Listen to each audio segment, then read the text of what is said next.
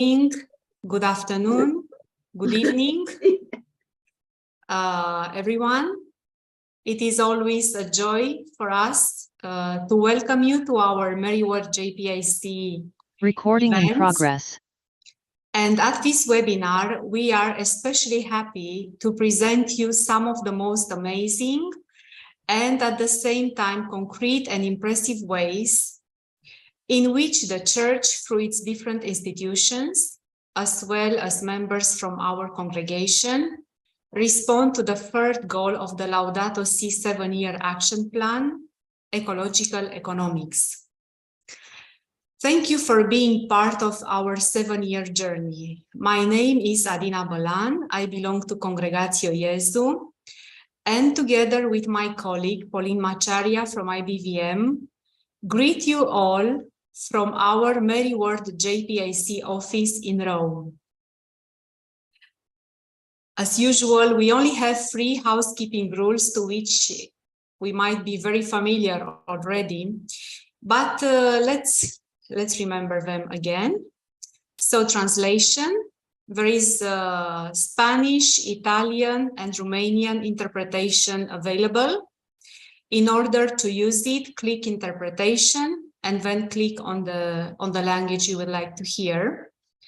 And we welcome sisters Isabel, Gortazar, Patricia Rediu, and Giovanna Muha, who kindly accepted our invitation to do the interpretation for us today. Thank you, Isabel, Patricia, and Giovanna. Second, keep the microphone switched off at all times, unless you are going to speak, of course, and use the chat box to address questions to the speakers or write your own remarks and comments on the matters heard.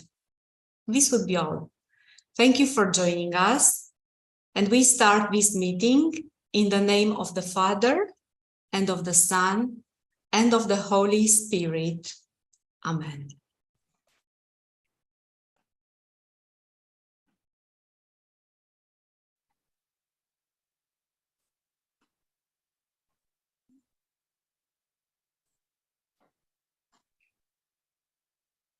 So we watch the video first and then go in a prayer.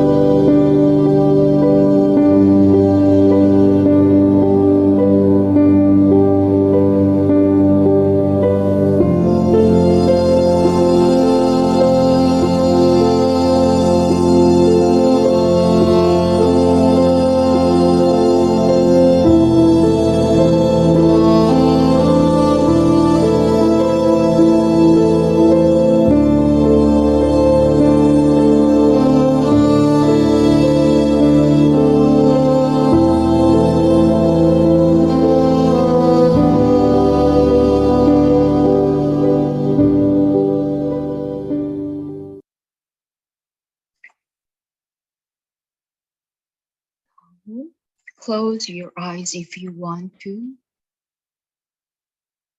and stay in the present moment, focused on the pain of all beings suffering on our planet.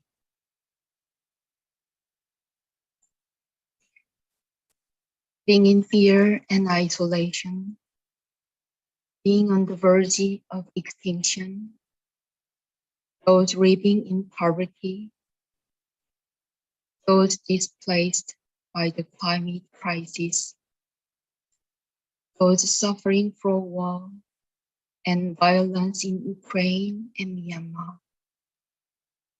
Let immeasurable suffering of our neighbors, brothers and sisters, animals and plants, just rises within us.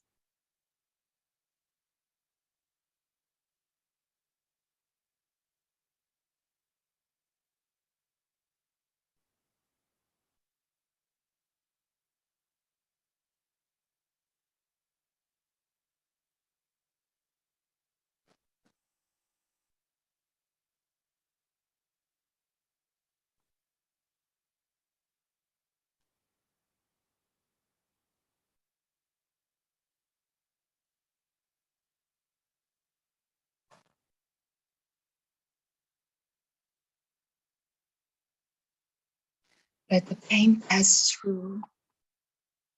It on our heart through our breath and then go out again.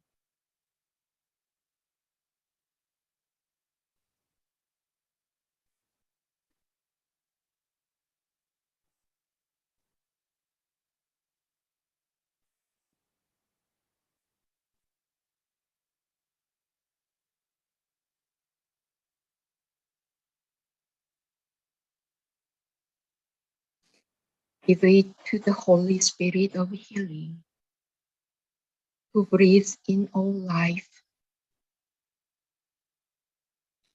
This pain is a sign of our deep love, a sign of our connection with the world. And with this pain, we feel God's love and compassion for the world flowing into us.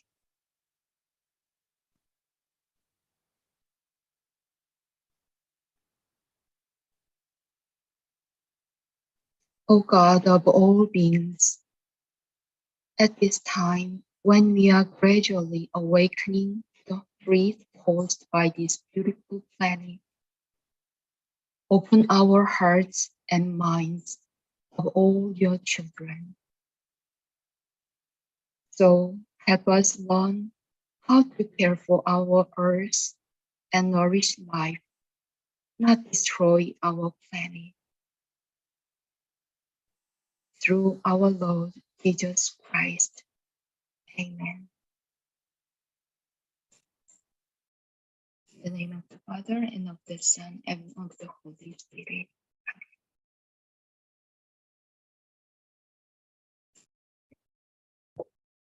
Thank you very much, Serafima, for this beautiful and very deep prayer.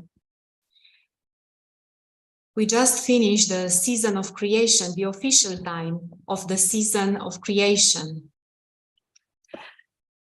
Because of its origins in the Greek words oikos, which means home, and nomos, management, economics was originally thought of by the ancient Greeks as the effective management of one's place of residence, as opposed to the art of numismatics or the study of wealth accumulation. The later emerging term ecology also derives from the same root word oikos, home, which in this instance refers to the ecosystem we are a part of. So Homo sapiens are also Homo economicus and Homo ecologicus, and so ecological economics should give us framework to identify the coherence between economic development and its social ecological costs. This is the premise from which we start our meeting today.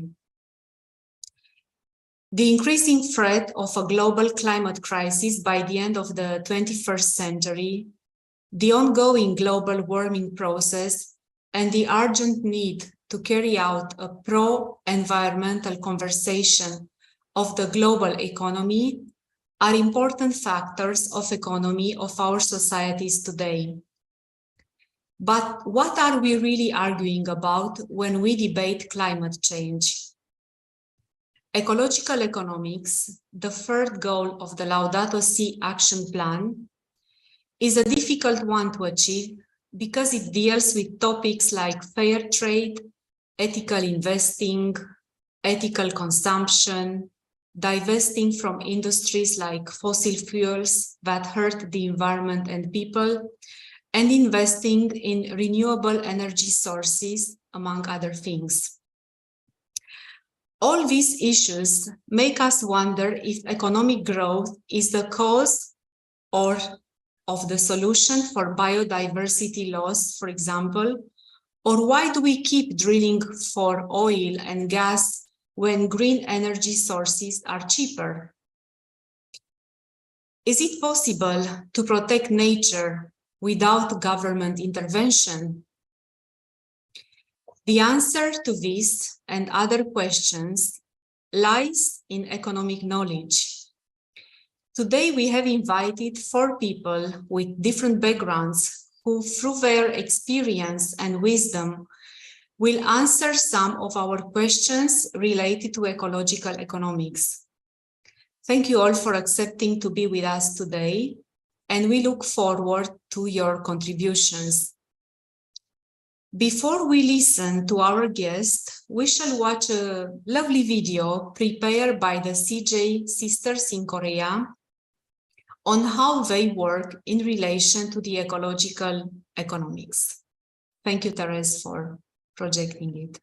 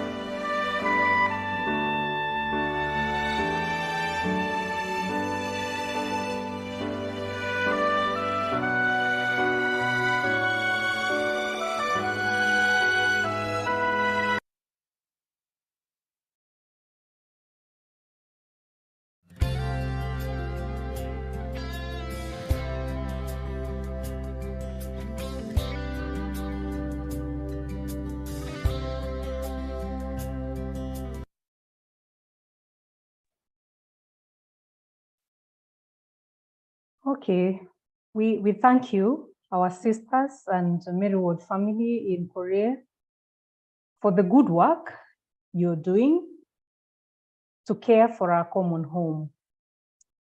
There is a lot to learn from you and we wish you well in your efforts and actions. At this stage, I would like to present our keynote speaker, Elizabeth Garlow. She works at the intersection of faith and finance and on structural reforms to transform the economy. She's the co-founder of the Francesco Collaborative, inspired by the economy of Francesco, to support faith groups seeking to invest in the solidarity economy. She previously led impact investing for Lumina Foundation, served as a policy advisor with the Obama administration White House, and co-founded a Detroit-based nonprofit, Michigan Corps, which supported social entrepreneurs. She lives in Detroit, Michigan, with her 1-year-old daughter and husband. Elizabeth, we are happy to have you, and the floor is yours. Welcome. Thank you so much, Sister Pauline. And it's really so beautiful to be with you all this morning or this afternoon. Thank you for that opening prayer and the space to be together and feel the grief and the joy that exist alongside each other as we reflect on an ecological economy. It seems to me that we are at truly a moral turning point in the unfolding of our human and planetary story. And I believe that all of you, the Mary Ward family, are really important protagonists in that turning.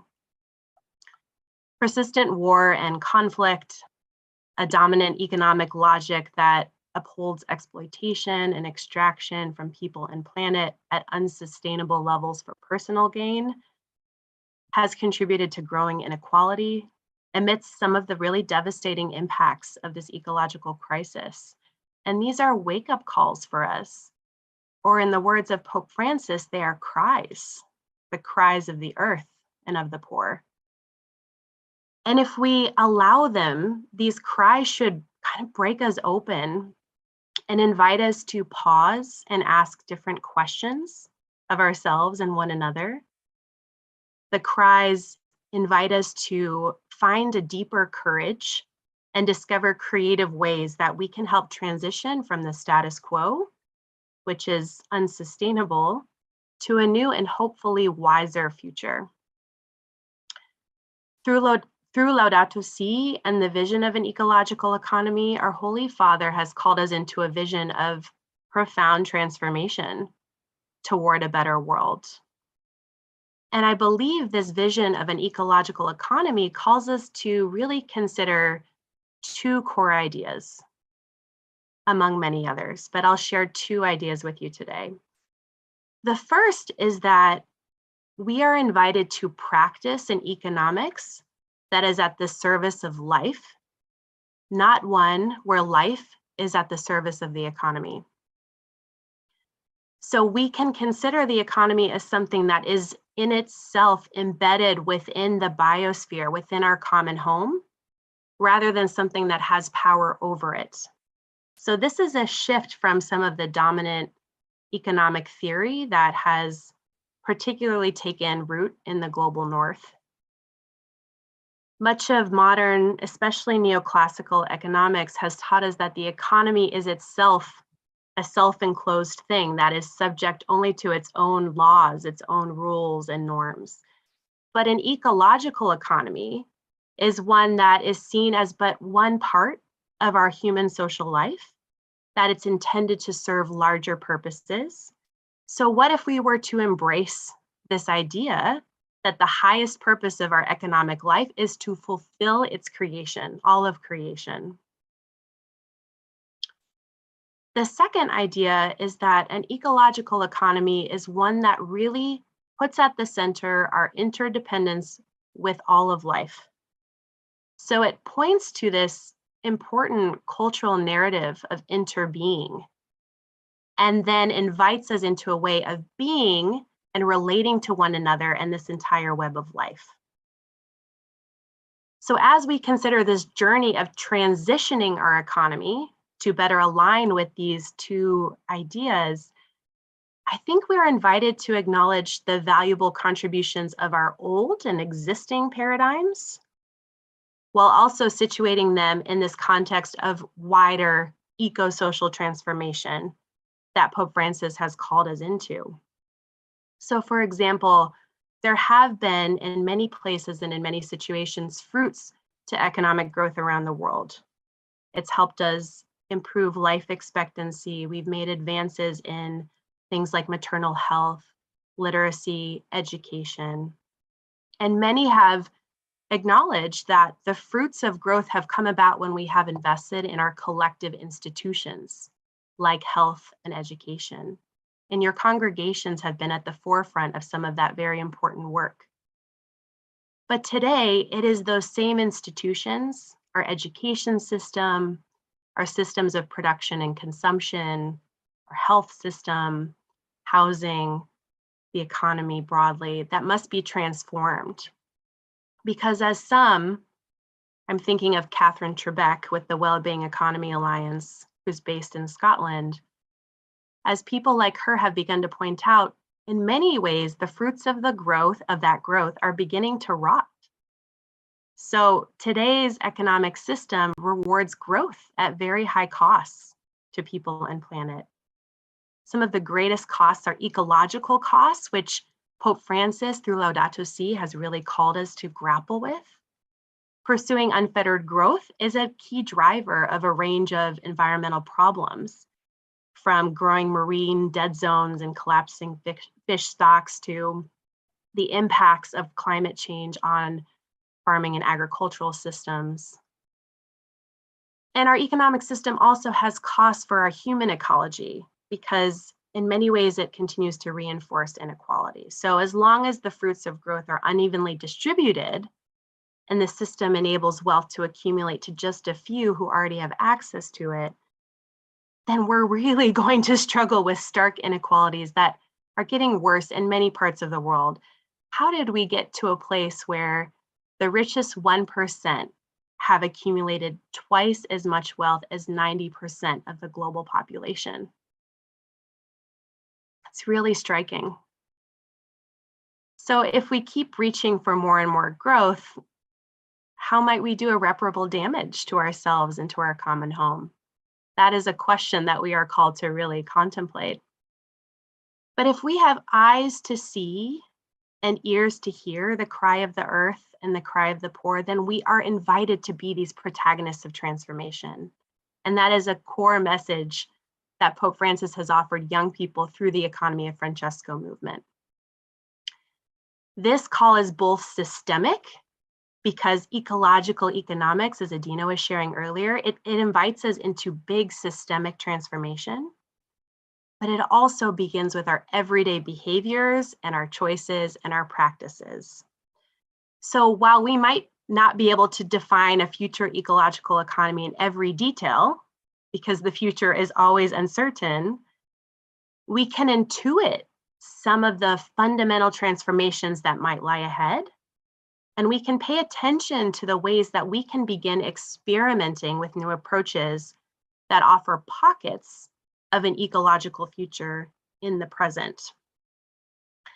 So we are called to unleash our creative vision and our experiments in areas like ethical production and consumption, in finance and investing, and how we steward land and our buildings and other infrastructure, while drawing from our values, our charisms, our sacred practices and rituals. So let's start with reflecting on just one aspect of our day-to-day ways of tending to the economy, and that is how we manage our finance and investments. As Sister Pauline shared, this is some of my background, so I wanted to offer a little bit of reflection on this for you today. In recent decades, women's religious congregations have truly pioneered approaches and strategies that build investment portfolios that reflect the tenets of the faith and the unique essence of their charisms, while contributing to a more just integral ecology. Laudato Si makes this point that our economic decisions are moral and ethical acts. So that means that the what and the how of our approach to finance and investing truly does matter. So often we've thought about the end of finance practices as justifying the means. But what we're starting to realize is that the what and the how of stewarding all those resources throughout the process is also a moral and ethical undertaking. So let's begin with the what. The question of what is, do you know what your communities are invested in? Some congregations start with organizing an audit or an analysis of their investment portfolio to just even begin to understand the ways that current investments may be harming or healing the environment or communities or the most vulnerable. Do you know who manages these resources? Your day-to-day banking, your pensions, your endowments.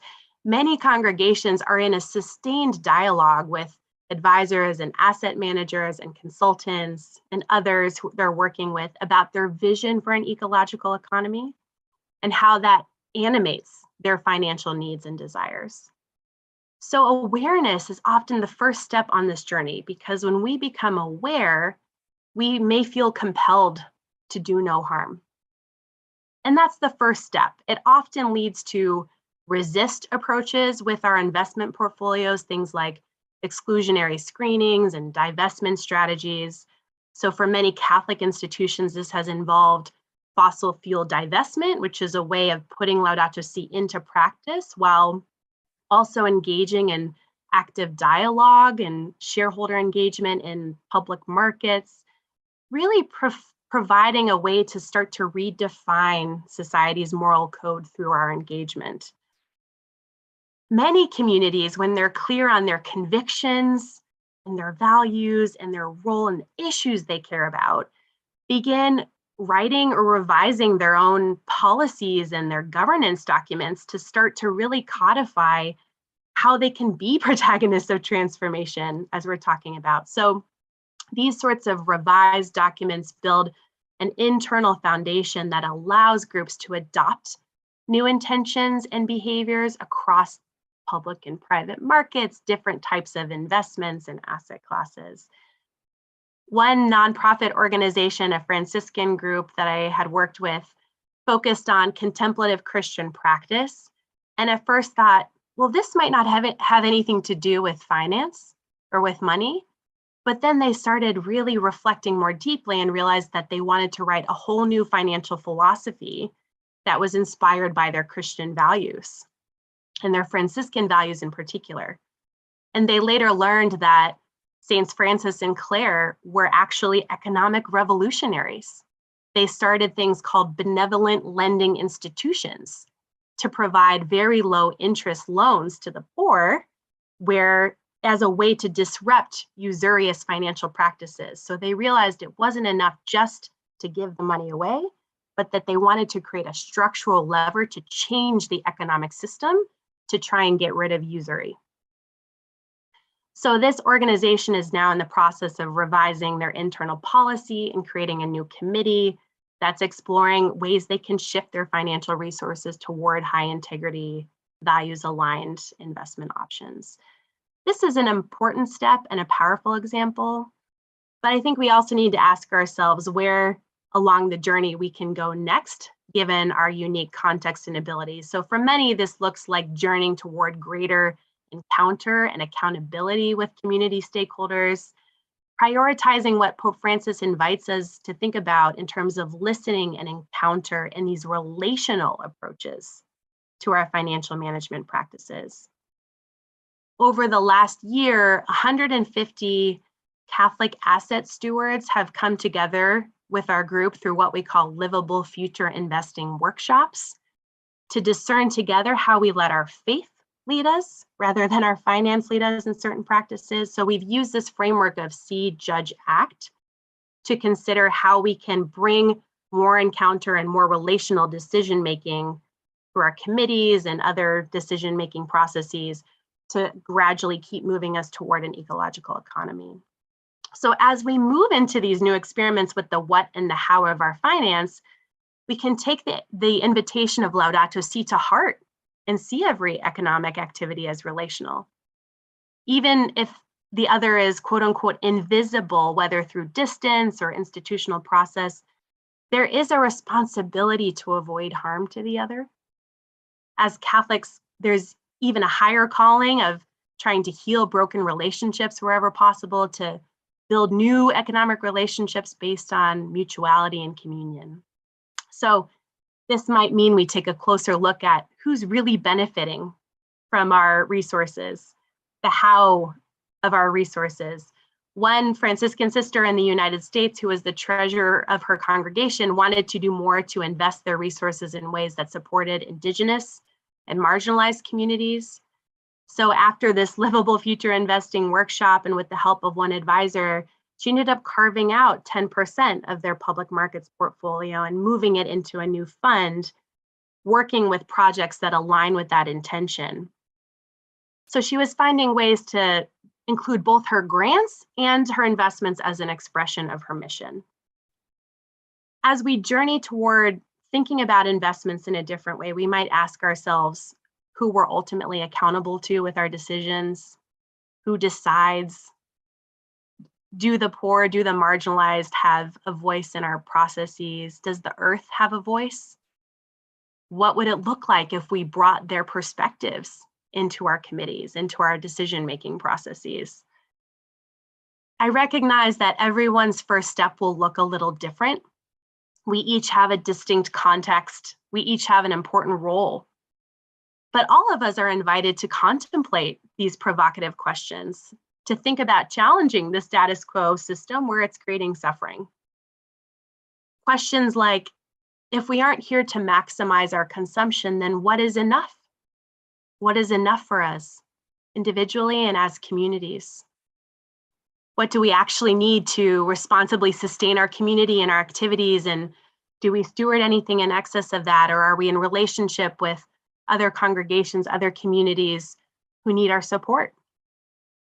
To change our system and evolve it toward an ecological economy, we must not only pay attention to the possible short-term responses, but also address the underlying structural and systemic causes. And that's what Pope Francis helps us think about. In 2017, he said this to an Economy of Communion project, a group of business owners.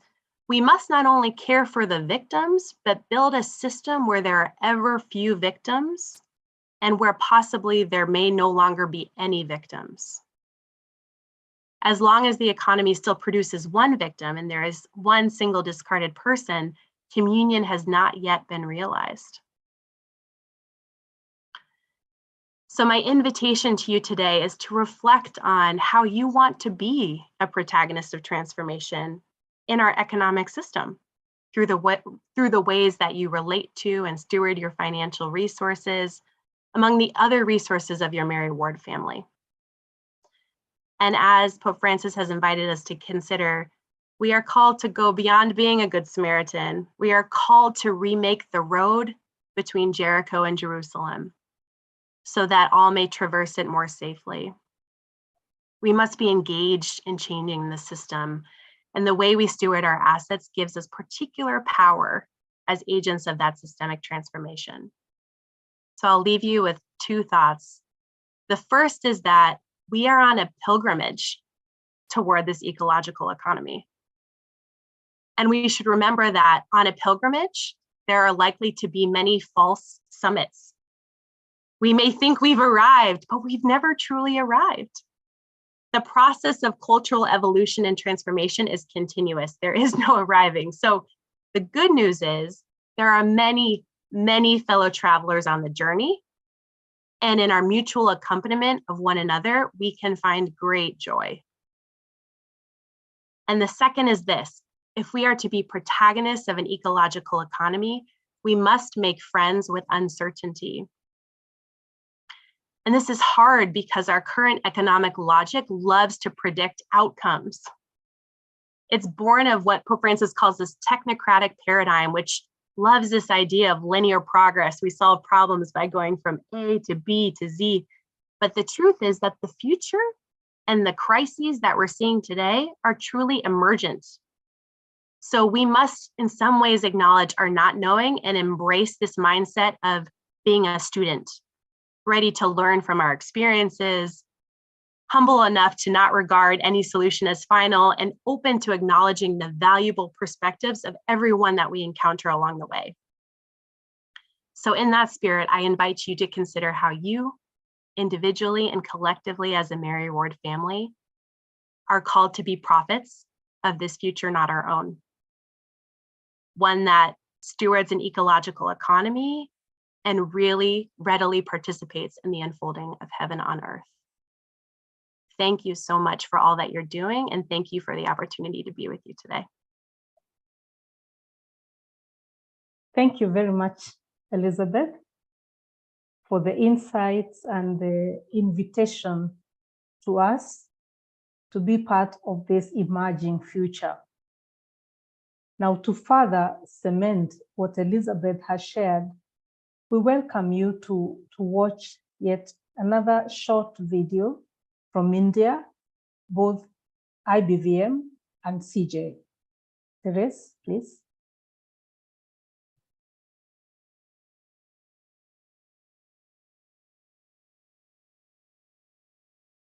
The Laudato Si goals guide our actions. They redefine and rebuild our relationship with each other and our common home. Economic and social exclusion is a complete denial of human fraternity and grave offense against human rights and environment.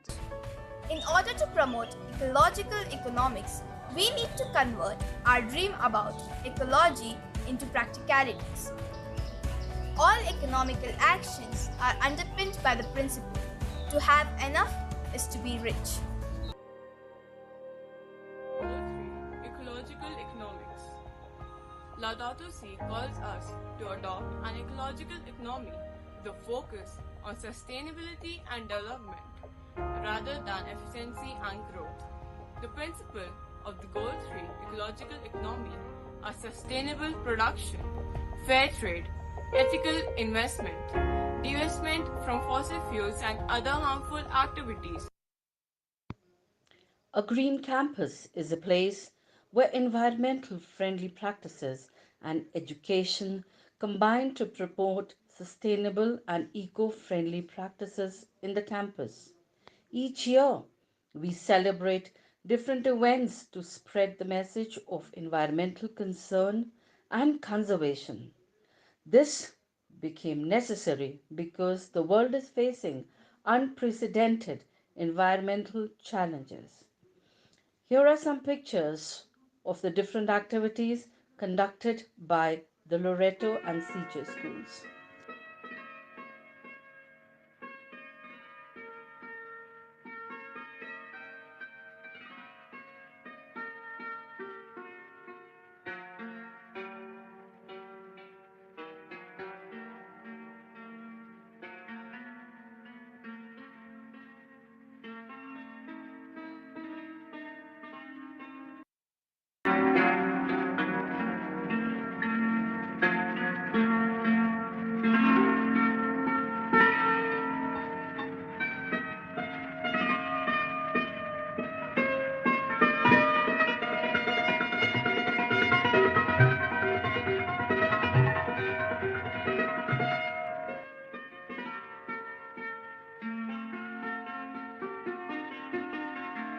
It is our endeavor to train our students in celebrating the gift of life through little acts of caring for the earth.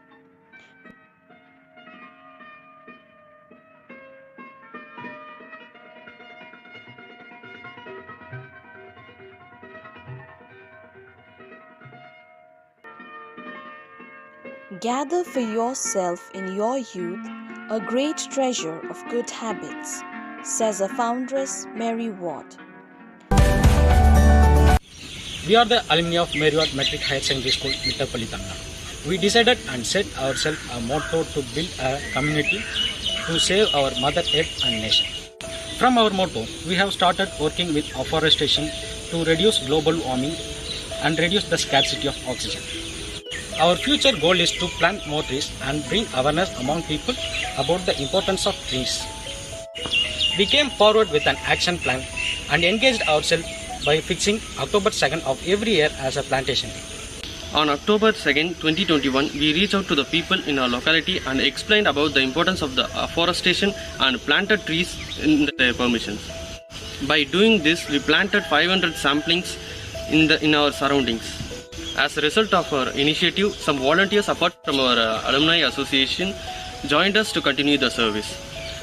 On October 2nd, 2022, we planted trees in the Bhumi Foundation. Our main aim is to create awareness among the rural and urban areas in our locality and bring changes. We are happy to be the part of the Merriward Alumni Association. Thank you. Let's go green. Any campaign on climate change can be successful only when all of us are together. Recycling paper helps to reduce greenhouse gas emissions that contribute to climate change. It takes 70% less energy and water to recycle paper than to produce new paper from trees. Let's recycle papers and save trees.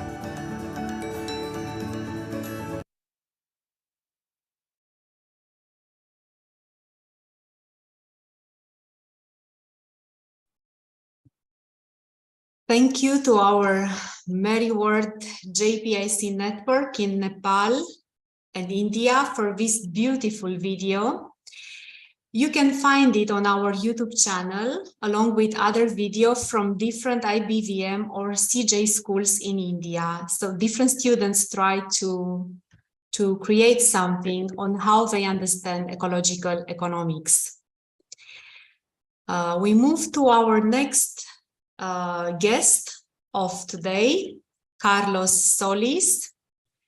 Carlos Alberto Solis Rojas is the Ecological Economics Coordinator at Laudato Si Action Platform. He got a degree in economics in Bolivia, then obtained a scholarship at the University of Florida and a master's degree in food and resources economics in 2014. Later, he got a certification in project management for development, and his work experience is mainly in the project manager position at different environmental NGOs, such as Conservation Strategy Fund, Latin America Fair Trade Producers Coordinator, and Friedrich Ebert Foundation, with over 12 years working in this field. Welcome, Carlos, and thank you very much for accepting our invitation. Thank you. It's a pleasure to be here.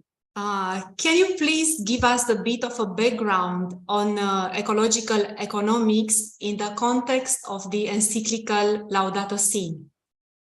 Yeah, absolutely. So I'll talk about where ecological economics comes from. And as you're aware, like in the encyclical, Pope Francis teaches that there's an environmental and ethical crisis upon us, right? And we can see, for example, this in the intensification of climate change, inequality, in the dangers of fossil fuels, the depletion of water resources, etc. There are a lot of examples of how this crisis is impacting us. And this crisis has human roots. This crisis comes from several reasons, and one of these is the technocratic paradigm that dominates economic life and science. And as Elizabeth was saying, like the mainstream economics considers that profits and market are solutions and goals that supersede any other consideration. Like the most important thing for the technocratic paradigm is profits and markets in the economic perspective, right? Yeah. So on the other hand, Pope Francis identifies that to solve the crisis, we need a transition from this vision that is very limited and that has brought us to crisis. We need a transition to an integral ecology, which is composed of several components, one of which is ecological economics. So in integral ecology, we have is based on the concept that everything is related with everything, right? We live in a common home. People, the spirit, nature, the economic system, we're all related. There's a relationship between man, spirit, and nature. And we need to bring this as well to our understanding of economics. Economic is not, it's only one of the rooms in our common home. It's not the common home. So that's the basic, that's where ecological economics comes from in the context of the encyclical Laudato Si. It's a new form of understanding economics in which economics is only a part of the system that is related with everything, but it's not the whole system. Thank you. So yeah, indeed, sustainability and ethics are fundamental to the process. What do you think are the related topics and consequences for neglecting our responsibility regarding economic behavior? Yeah, so as I was saying, when you start considering that ecological economics and the economy is only part of the system and that everything is connected, you start understanding what sustainability truly means. To have a strong and lasting common home, we need all the components to be strong. So sustainability in that sense means that we need strong societies, we need a strong ethics, we need a strong economy, we need a strong everything. And when you accept that everything is connected, then the ethic question also like raises another level, right? Because we know from a Catholic perspective that we have to consider the other. But when we also accept that the other is related with us in an intrinsic way, then the ethics becomes even stronger. So what happens when we neglect that? When we focus only on one part of the system, and we don't accept that by pursuing only profit, we may be damaging other important parts like the environment or social justice. The examples are clear. Like climate change is a very clear example of what happens when we have from a point of view, it's a successful economic system that brought a lot of richness to a lot of people in a lot of countries. But as a consequence of neglecting that everything is connected and not taking into account the damages that the economic system creates, we have this disbalance right now at the world, right? We, on the day-to-day basis, sometimes I understand like we look for products that are cheaper in the supermarket because it makes sense. Like we're not super rich, we need to balance our budgets. But sometimes some of these products also have a background that come also from this limited vision, and they may be cheap, but that price may be may have a reason that is based in lower salaries from people in other countries or those kind of things, right? So those are some of the consequences when you don't have this integral vision that everything is connected with everything, and especially in economics, that you need to consider connections, which is sustainability, and the implications of connectivity for an ethical way of living. Yeah, right. So facing the challenges of the ecological and the humanitarian crisis requires actions that are indeed interconnected, as well as all our small actions are.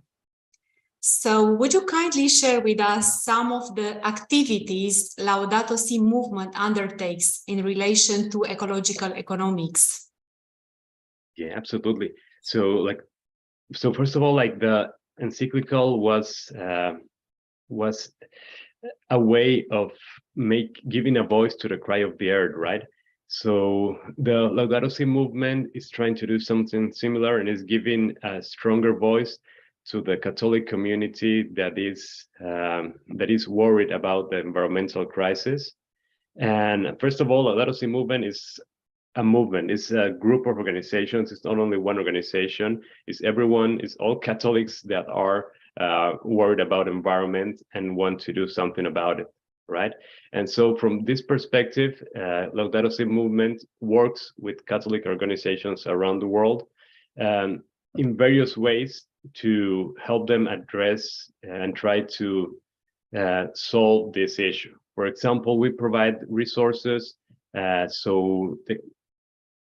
Like this seminar is one of those, like spaces, opportunities for Catholics to discuss, to try to learn how to do a transition to ecological economics, and of course to an integral ecology as a broader goal. We help strengthen communities in Catholic organizations, but also in families, in other types of organizations. We have a very interesting movement that is called the Laudato Si Animators. Yeah, so people from different organizations can come to Laudato Si to learn how to facilitate the process of discussion in their own communities, in their organizations, around the transition to integral ecology. We also do a lot of advocacy in themes that we consider important. For example, the transition from fossil fuels, divesting from companies that, as Elizabeth was mentioning, perhaps are not aligned with the Catholic values. And we recently released a film where we try to portray all the importance of the Laudato Si encyclical as a tool, as a new way of understanding how we can beat this crisis. So basically, we're trying to give a voice and strengthen the voice of the Catholics that are trying to generate change and go through this transition to an integral ecology. Yeah, so what you are actually saying is that working together brings lasting change, no? So it's so true. Hopefully. We have registered as a congregation, like Mary Ward family, on the Laudato Si Action platform. Could you please tell us more on how we can use the platform in best possible way, and how we can share with the Laudato Si Action platform our activities? And I think we have with us also members from other congregations, so I think this information is very useful for all of us. Yeah, thank you. With a pleasure. So the Laudato Si Action platform is an initiative from the Vatican, right? And Laudato Si movement is part of that initiative, and we're part of the platform, and we're helping build it. And so the platform is actually very interesting. It's a space that was created precisely to exchange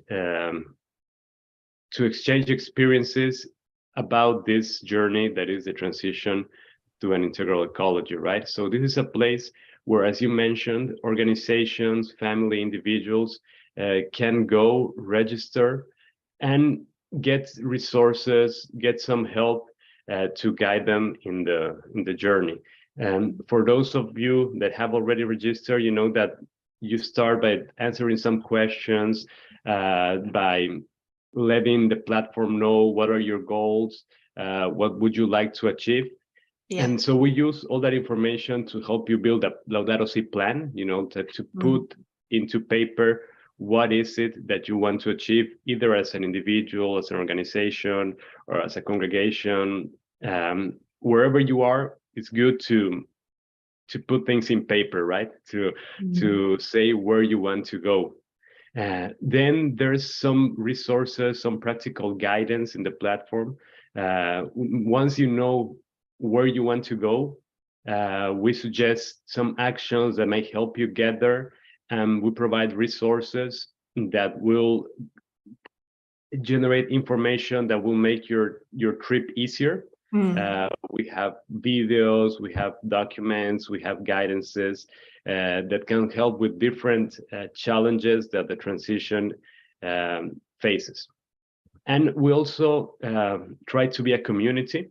We try to be a place where once you have started this journey, you can share it with others, right? You know, when you're doing something that you're excited about, that you're happy happy about, it's nice to share that with a broader community. So we try to provide a space for that, for organizations, for communities, for individuals to share what they're doing, and hopefully others that are in the same journey can also learn from that experience.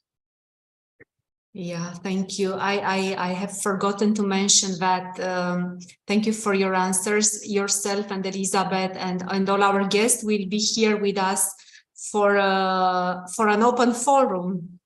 Yeah, after. So if you already have questions in your mind, or you came with them from home, write them in the chat box, or we give you space in about 15 minutes time to express them. I hand it over to Pauline. Thank you. Thank you, Carlos.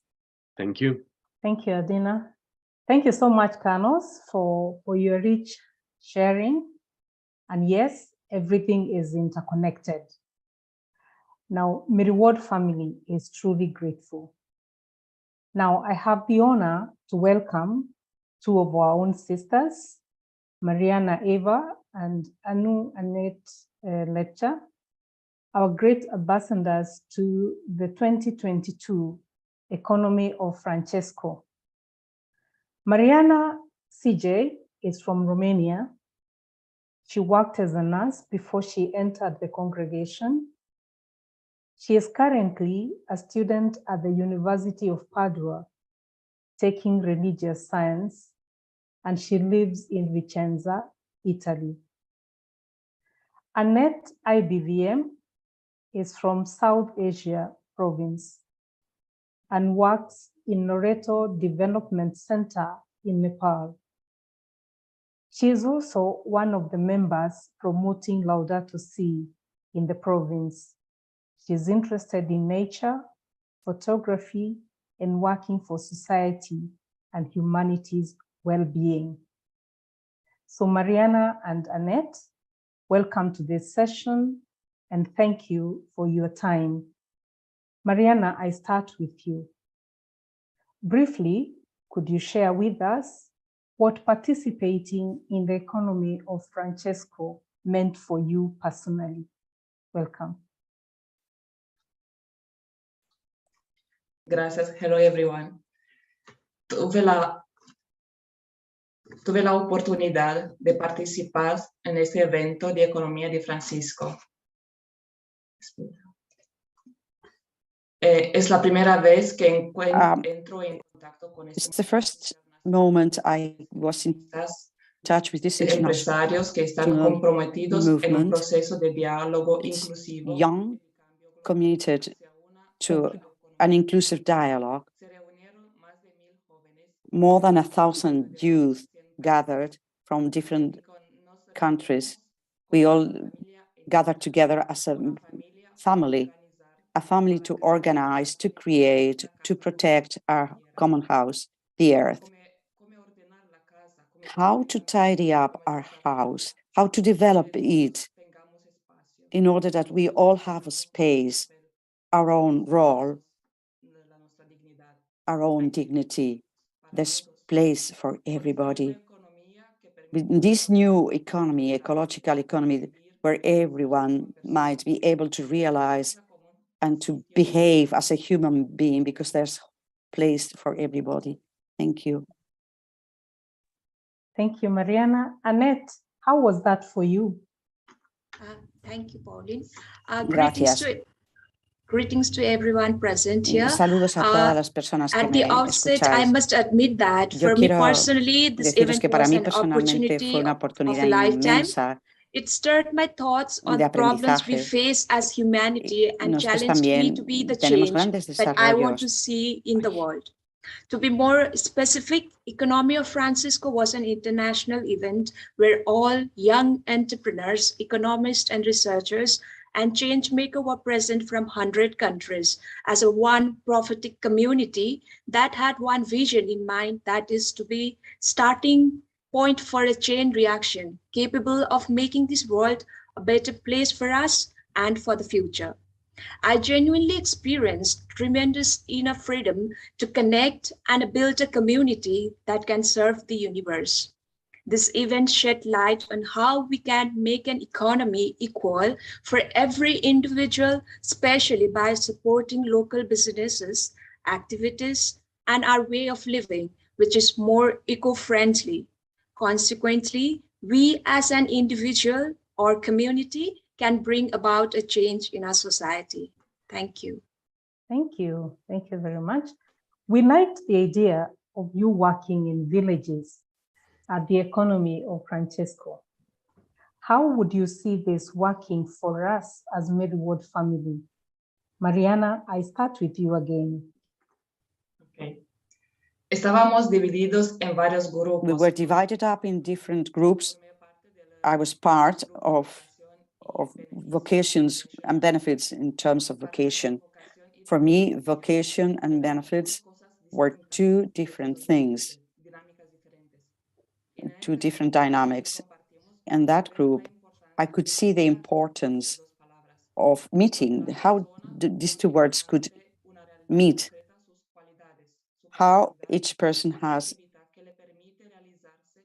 developed her creativity as a person.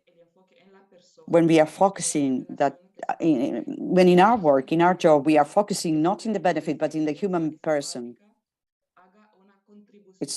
So that company has to produce stability to people, to the families. So we have to pass from the culture of having to. So this interchange can happen in our congregation because it is a help to bridge making community and international level. Each group develops an area that concerns us.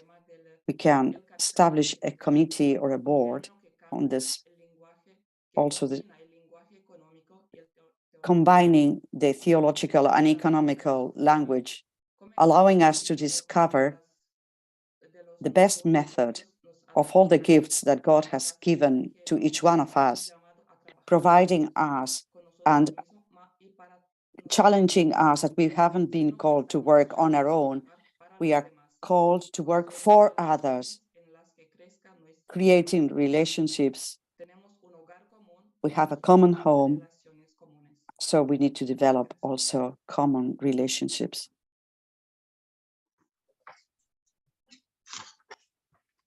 Thank you. This is interesting. Annette, would you please share with us your thoughts, how this can work, the village's idea can work with the Millward family? Welcome. Yeah, economy of Francisco villages were groups of people coming together for one purpose. So I was part of the group of energy and poverty. So my experience of working in my village was fruitful, and it also helped me to see how energy and poverty go hand in hand. So some of the learnings from my village, like we are advocates of an energy transition ruled by a generative process that allows our society to revert multi-dimensional poverty and inequalities. We propose a social Green Deal, sharing technologies that come from fair production, value chains, and circular economy principles. So some of the suggestions we can do in our own Merriwat family, first of all, we need to start forming groups where people can brainstorm transformative ideas about energy conservation, sustainable development, and also to come up with practical ways to elevate the conspicuous poverty that is all around us. We can also invite the experts in the field to make us understand the ground realities so that we, the Mary Watts family, can respond to the needs of our time efficiently. We can conduct live sessions and meetup programs for these topics. Translating the action plan into vernacular languages is also very essential so that the common people also can understand and apply it in their lives. Thank you. Thank you very much. May I request kindly, when you respond, Mariana and Annette, please go a little slower for our interpreters. Thank you. So lastly, what practical things would you suggest we can align or implement, that is the learnings you got from the economy of Francesco in our charism and values? And here we are thinking about our values of justice, freedom, sincerity, and felicity. Annette, this time I start with you. Welcome. Yes. Pope Francis, in his address to at Economy of Francisco 2022, emphasized that the young people of today are often excluded. The creative enthusiasm should be used to develop this new economy of the gospel. He also urged the business leaders and entrepreneurs to consider a new alliance with young people to shape this new economy aimed at the common good. As Meriwether family, we are already working for this great cause. I appreciate everyone who are tirelessly making an effort and contributing to our charism and values. As a first step, we need to create platforms for the young people or anyone for that. Sorry, Annette, a little slower, please. Okay. Yes, Pauli. As a first step, we need to create platforms for the young people or anyone that matter who is already working for this cause in local and province level to come and share with us their experience so that their life experiences can shed light into our endeavors. It was one of the main objectives of EOF 2022 as it welcomed everyone to be part of it. The second step is to embrace inclusiveness. It is important that we realize it is our collective responsibility as human family to do everything in a capacity to tackle the problems that we face today, be it economical and environmental. To attain this goal, we have to go beyond Meriwether family and Catholic institutions to join hands with anyone with good intentions of creating a better tomorrow. We need to connect with our other organizations, groups like Laudato Si, in order to organize events and activities. We need to work towards an economy that cares for creation and economy at the service of human person. In our schools and colleges, we need to recognize that these young minds have already started small startups. For example, producing eco-friendly brands. They need to be supported by our institutions. I like to end my sharing by quoting Pope Francisco. The journey ahead is to look at the world through the eyes of the poorest. Don't forget work or workers, create good work ethic for all. And along with head and heart, use hands to change the economy. Thank you so much. Thank you. Mariana, would you like to share your thoughts on this very important aspect? Yes. La economía de Francisco se basa precisamente en esos tres valores. The economy of Francis is based in those three values: justice, verity, and liberty. Because in an unjust economy, you can't build up relationships, and this economy without justice is not possible. It's not sustainable. That justice will give each other what we need. An economy without truth is not possible, because that trust would create trust relationships. With no liberty, there's no economy, because our liberty allows each one to use our creativity and become and behave as we are, creating a better world. And we are all invited to be more responsible with the earth. Then the economy of Francis is also the economy of the family, that we all share the common house and the common earth. As a concrete step, I think it would be important to pass these values to children, young and adults as well, also allowing them to discover their own spiritual asset. For example, it is important that that have to choose about their lives, they might be able to build up their future on these values, so that this work they are producing as a family life might grow in them and in all the people that surround them.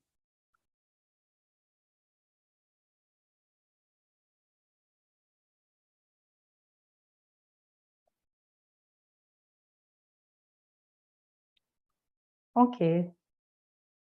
Thank you. Thank you very much, Mariana and Annette, for sharing with us your experience and your learnings at the economy of Francesco. Let us continue with this conversation in our communities and mission. We have been listening to the input from the different speakers.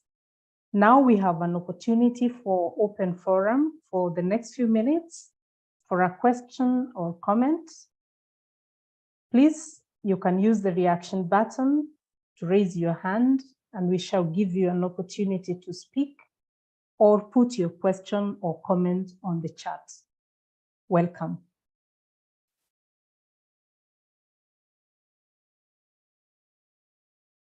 Our four speakers will be happy to respond. So please feel welcome and free to let us know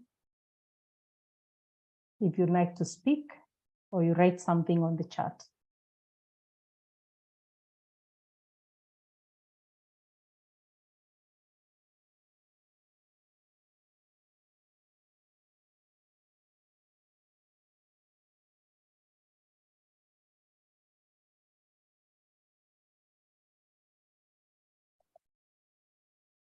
Yes, Cecilia, I see your hand. Right, Pauline, thank you very much. I'll start, at least I get the thing going, right?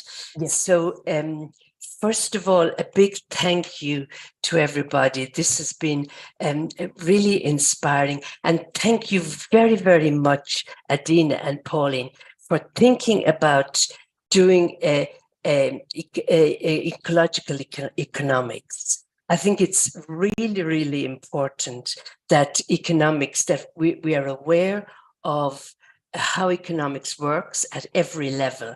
So, and with that, thank you very much to the speakers.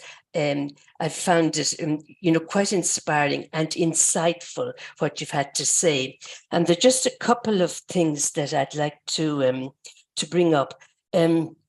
One is about the importance of the investments, the importance of our investments and what we can do and the message we can give through our investments.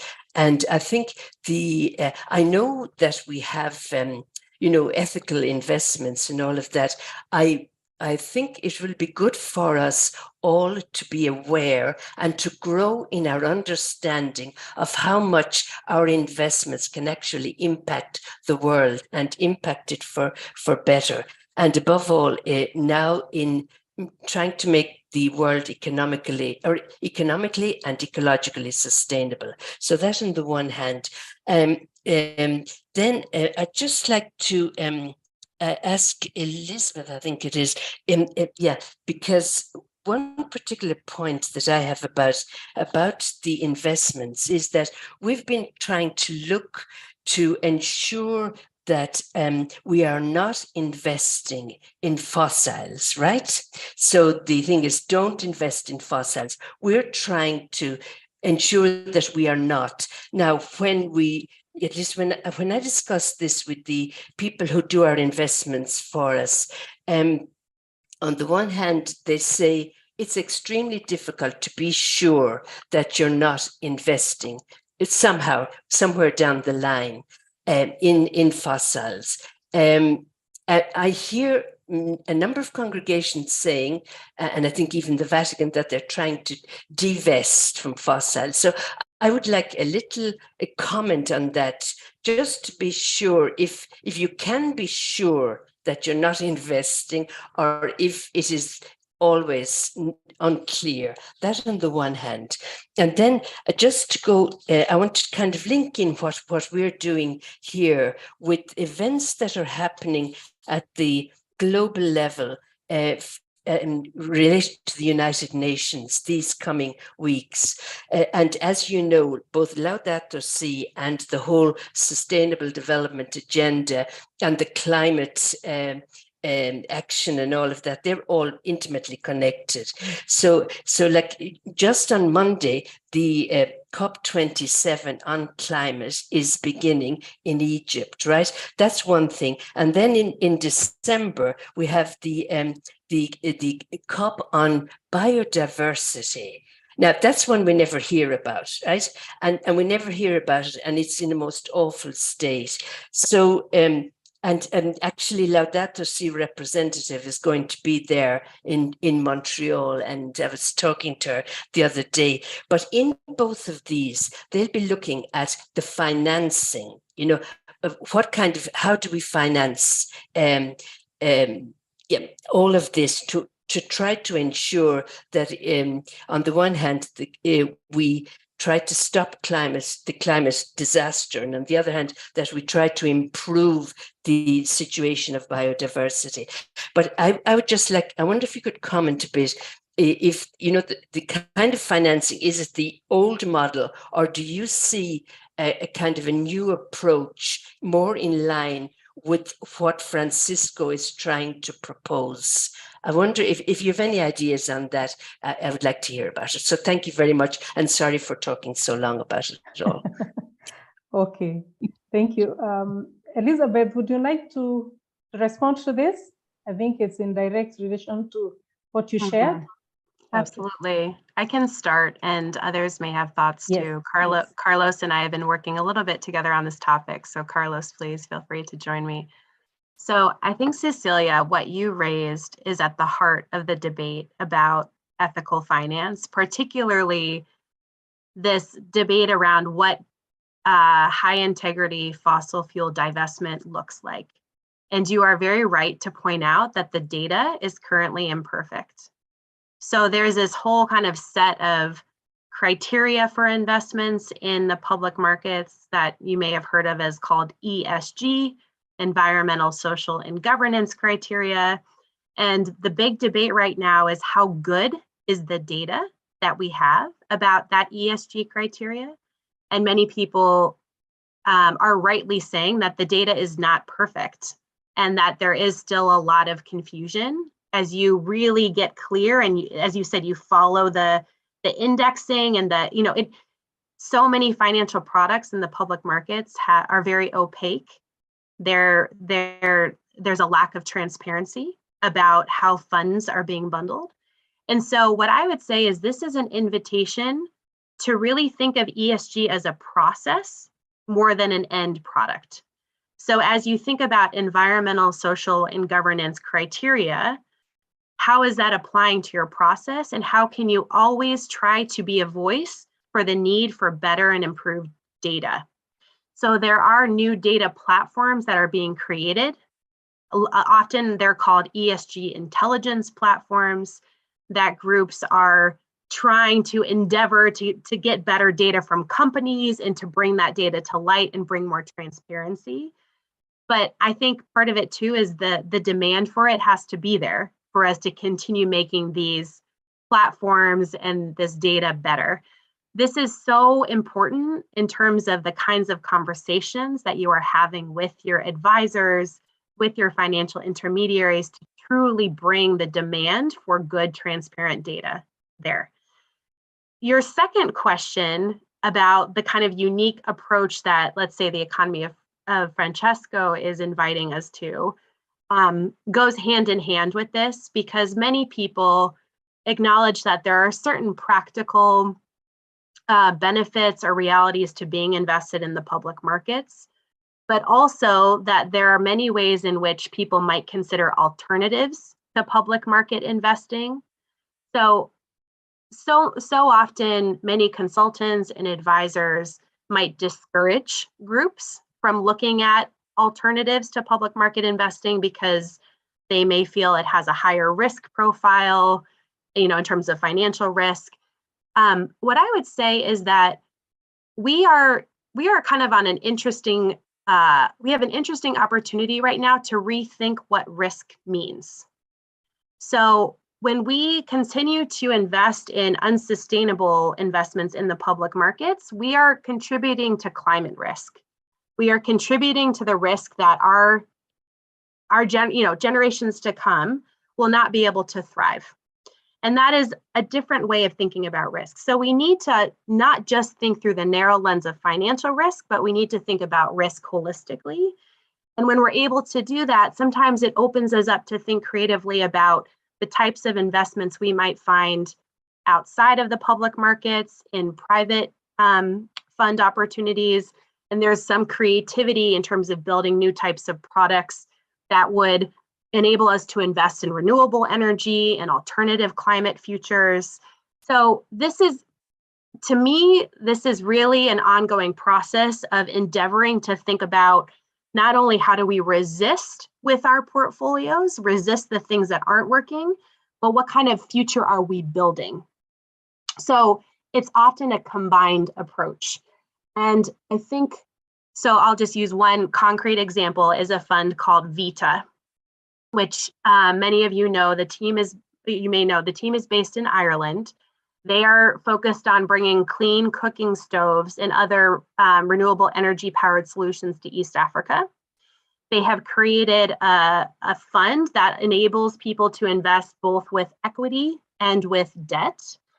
And what they've decided to do is say, with our equity investments, we are going to cap the returns at a certain amount. So we're not going to use the same logic of you maximize the returns at the highest possible level. We will actually cap those returns, and anything in excess of that goes back into the local community.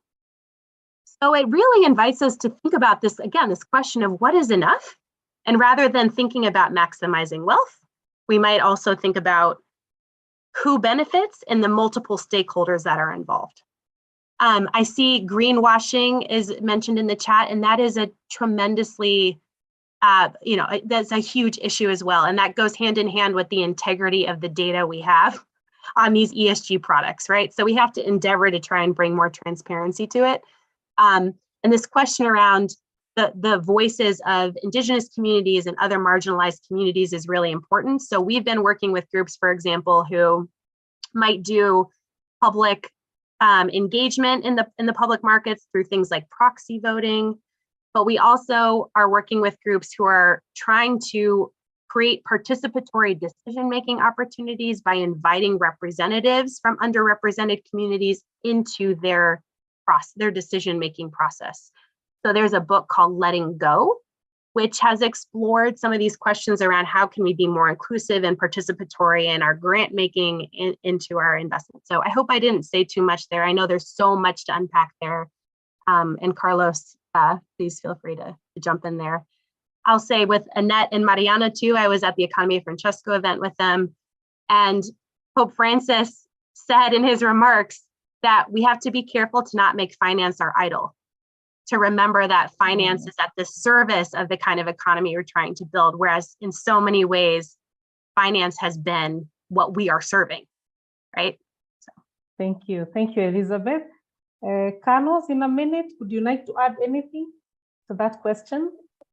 Yeah, I would add that it depends always on the instrument of investing, like the clarity of the information. Like there are funds that are way more complex and where getting that transparency is more difficult, but there's like you can buy stocks directly, and I think I'm aware that that's not a road that some congregations would like to go down to, but in those cases it's a bit easier to have clearer information about the kind of company, depending on the company that you're investing in, right? But also I would like invite you to think about beyond the financial investing, like for example, for congregations in the South that they don't have access to the stock market, what is sustainable investing in those cases? You know, and talk with some people, for example, about green infrastructure, those kind of things. So again, if there are ways of dealing with that uncertainty if you think beyond some traditional instruments of investing. Okay, thank you, Carlos, for that. We have a few more minutes. We can take one or two more questions. I'll read one, and please, between Annette, Mariana, Carlos, and Elizabeth, see who would like to respond. So from Imelda, please, would any of the speakers like to comment on the problem of the law which legislates for profits to be given to shareholders? This is one of the major blocks towards a social economy. Who would like to go first?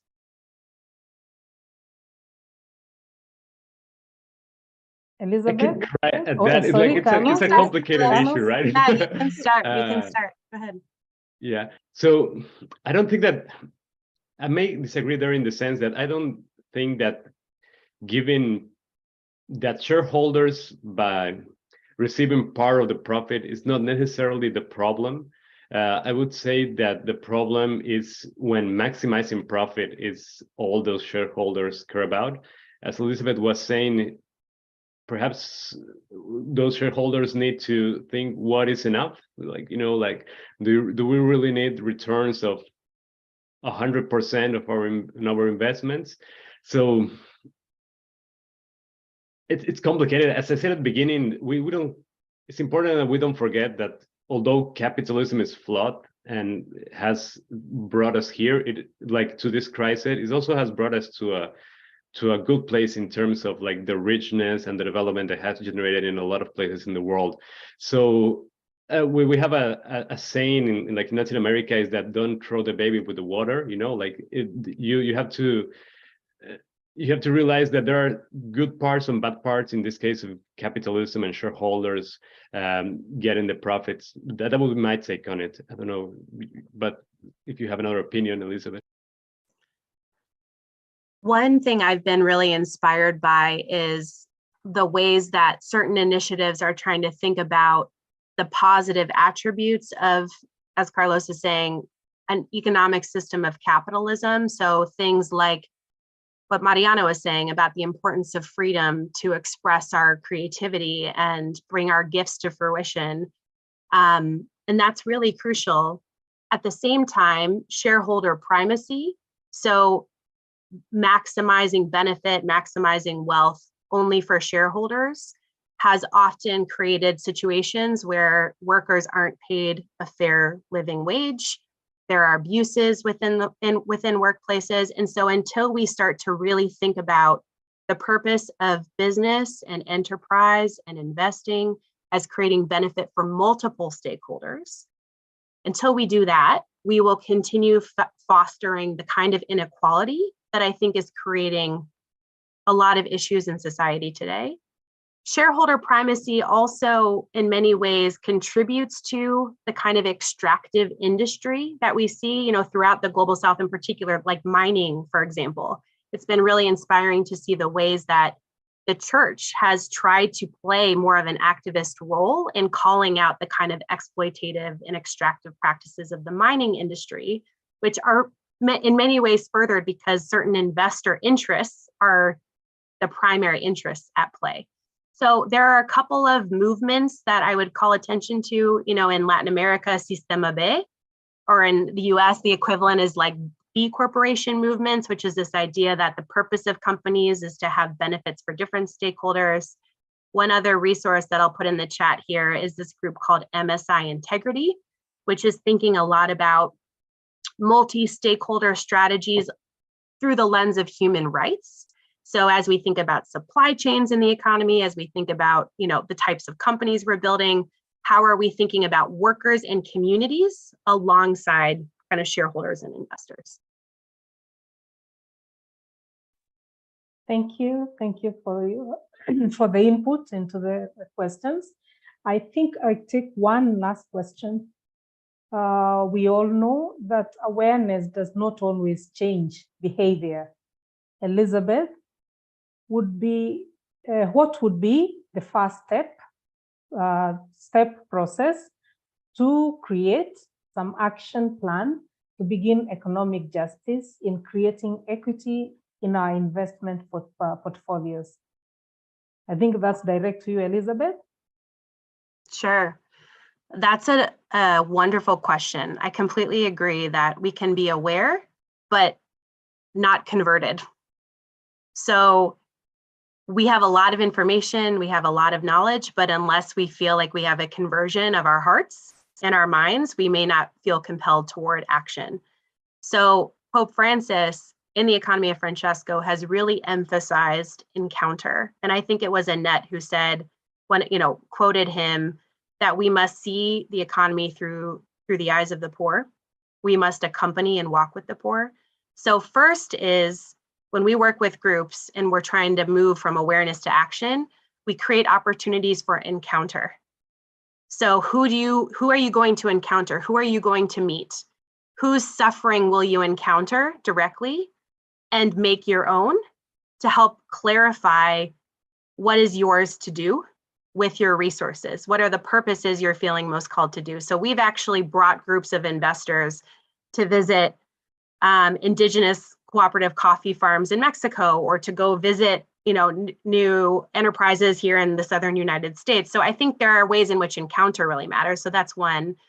And then two is to recognize that we don't have to solve everything right away. Like when it comes to our portfolios, I think there's kind of a gradual process of transformation. So often what many people do as their first step is they identify a pocket of resources that there is a certain comfort level with, to try something new, to try a different approach. So creating kind of a different plan, a different policy that says, with this amount of resources, we're going to try to find high values aligned products that we can invest in. And we're just going to try, and we're going to start at a smaller level. And then gradually over time, we might decide to be moving more resources into that. I think what's important is to recognize that there are peers, there are groups that are doing this. No one has to do it alone. There's the Catholic Impact Investing Collaborative, there's the Francesco Collaborative, there's the GIN. There are so many groups that are creating these communities of practice. So groups can come together and share knowledge and information with each other as they get started with their first action. So conversion of mind and heart through encounter, start with something small, recognize that we just need to we need to make the path by walking, and then continue to reflect on what you're learning through that process to continue progressing toward a more comprehensive approach. Thank you, Elizabeth. Carlos, any thoughts? Yeah, that was very concrete and helpful. So I would go back, perhaps reflecting to each their own, depending on your space, what is available to you. And again, I think it's a key point is to understand what are your possibilities. So as Elizabeth was pointing an example, like a small fund may be a possibility for some congregations, some orders, but perhaps for some others, maybe having someone that can focus specifically on taking a look at possibilities, making a longer term plan. As she was saying, you don't have to solve everything today. If you don't have enough funds right now, make a commitment to move funds later down the road once you have those available. So I would say that know yourself in order to be able to see what's feasible in both in the short term and in the long term. Thank you. Thank you very much. I think we bring this session to a closure. There are messages of thank you and congratulations for your input, for your sharing. Mariana and Annette, as we close, anything you'd like to say? Would you like to add anything to what they have just said or shared as a closing remark? Mariana? Gracias por esta invitación. Thank you for your invitation, for being able to share with my little experience. It was great. my experience comes from the Francesco economy in Assisi. It was a huge, big impact for me, understanding particularly how to update this, the daily life economy,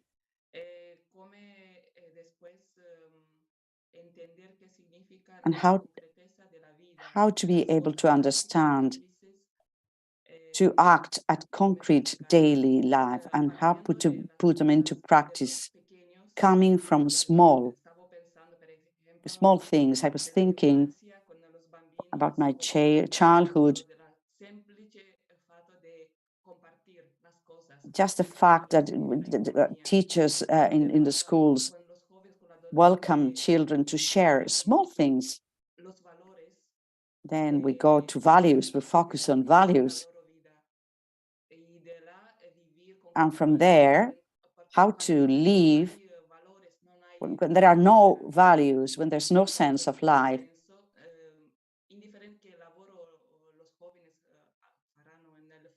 The youth in the future won't be able to make the difference. The consequences will come after. As a consecrated woman, I think this is very important to be aware and to work with the people that are just beside us. Thank you. Thank you very much. Annette, your closing remark? For me, it's a learning experience, and I'm still learning. What I would like to suggest and say is, like, we need to collaborate for this great cause, and we need to welcome people, those who are working already in this line. So, like, for instance, like, even like as an religious congregations, like there are so many congregations that are already doing this eco-friendly business or brand. So when we buy and share, if we take it from there, and if we go and share, that would help. And also, like, it will remain, we are not spending so much on huge companies. So when we do our investment, and also our way of living and our consumption, what we are doing, we need to make a personal effort, and also collectively we need to do it, and need to update ourselves. There are other people, like outside from our religious congregation, like there are many young climate activists even in India. Like we have a youngest climate activist from Manipur. She is Lysipriya.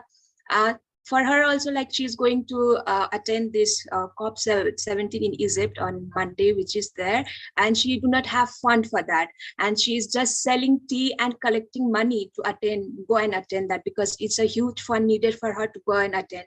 So if we support small businesses and young entrepreneurs, those who are working already, so it will be a great help, and I'm looking forward to work and collaborate for this great cause. And yeah, thank you so much. Thank you. Thank you very much. Adina, I want to welcome you for closure. Thank you very much. Yeah, thank you. I don't know about you, but this webinar has captivated and inspired me a lot. The content of the papers and the panel discussion were so exciting.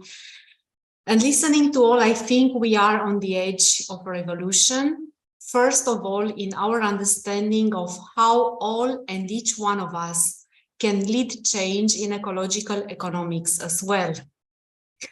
First of all, we have heard from Elizabeth how we can be protagonists of transformation in our economic system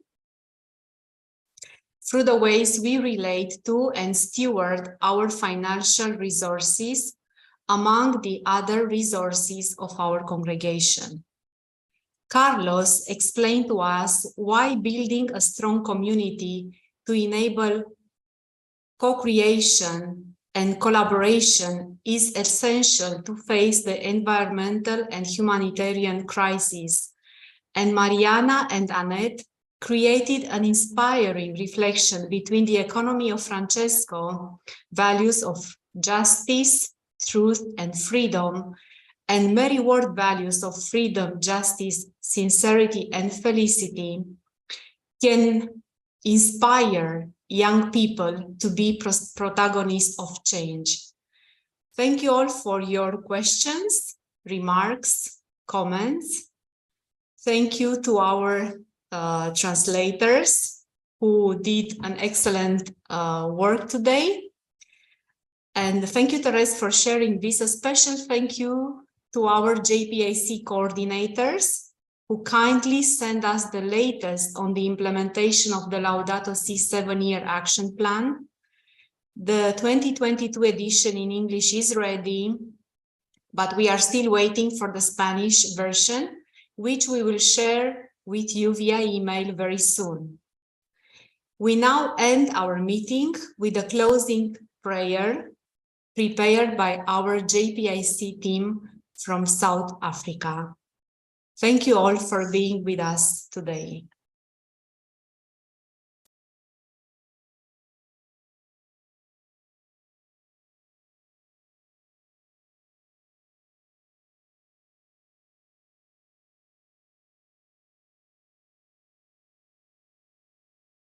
Lord our God, Father of creation, in the very beginning, as the universe unfolded from you, you declared that creation was good.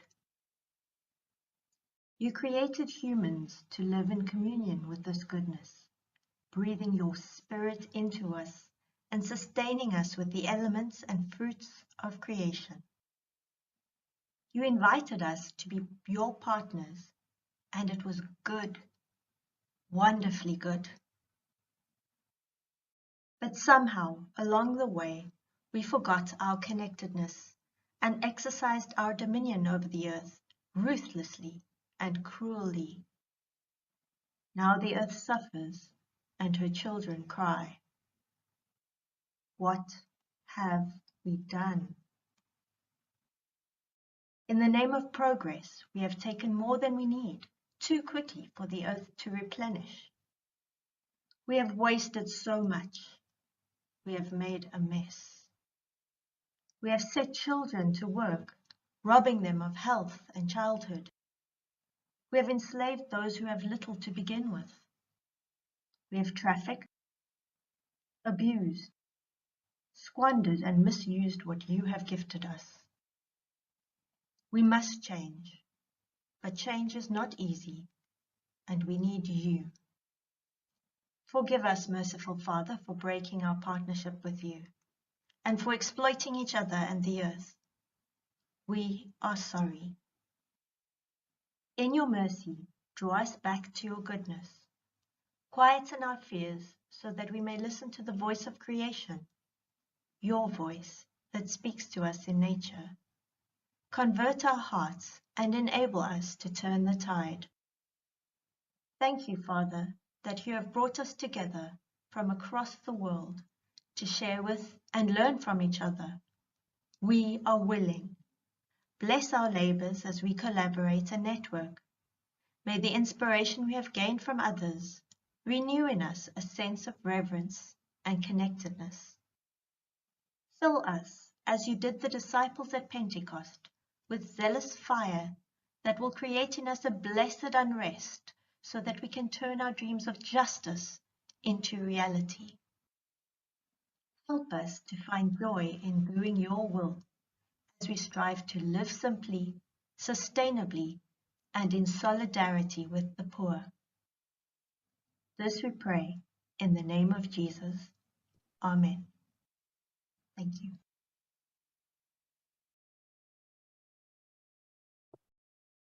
Thank you, Adrienne. Thank you to our team in South Africa.